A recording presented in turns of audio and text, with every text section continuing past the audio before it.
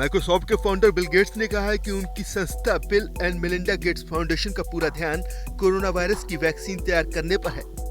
उन्होंने बताया कि ये फाउंडेशन $40 अरब यानी करीब 3 लाख करोड़ रुपए से ज्यादा खर्च करने की तैयारी में है। दुनिया भर में कोरोना वायरस से अब तक 2 लाख से भी ज्यादा लोगों की मौत हो चुकी है। साथ ही ग्लोबल इकोनॉमी पर भी इसका बहुत बड़ा असर देखने को मिल रहा है। इंटरव्यू में एक सवाल के जवाब में गेट्स ने कहा, कई सालों तक आप ऐसी अर्थव्यवस्था में रहेंगे जहां आर्थिक गतिविधियां बड़े स्तर पर कम हो जाएंगी। ग्लोबल इकोनॉमी को इस महामारी की कीमत अरबों डॉलर में चुकानी होगी। बिल गेट्स के इस फाउंडेशन ने अब तक कोरोना वायरस से लड़ने के लिए करीब $25 करोड़ का योगदान दिया है। बिल एंड मेलिंडा फाउंडेशन दूसरी खतरनाक बीमारियों के खिलाफ लड़ने वाली संस्थाओं को भी अपने साथ जोड़ रहा है। फाइनेंशियल टाइम्स से अपनी बातचीत में गेट्स ने कहा, हमने एक ऐसी संस्था से संपर्क किया है जो HIV, मलेरिया और पोलियो को जड़ से खत्म करने की दिशा में काम कर रही है। अब इस संस्था का पूरा फोकस हमने कोरोना वायरस की तरफ मोड़ा है।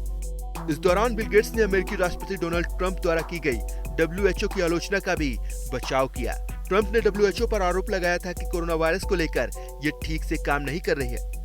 इस पर गेट्स ने कहा, वर्ल्ड हेल्थ ऑर्गेनाइजेशन एक बहुत ही महत्वपूर्ण संस्था है जिसकी मौजूदा महामारी के वक्त ज्यादा से ज्यादा सपोर्ट की जरूरत है। उन्होंने कहा कि उन्हें यकीन नहीं होता ट्रंप इस संगठन को फंडिंग न करने की धमकी को और आगे ले जाएंगे। आपको बता दें कि अप्रैल के अंत में गेट्स ने एक दूसरे इंटरव्यू में कहा था कि अगर सब कुछ ठीक रहता है तो अगले 12 महीने में हम बड़े स्तर पर वैक्सीन तैयार करने में सफल हो जाएंगे।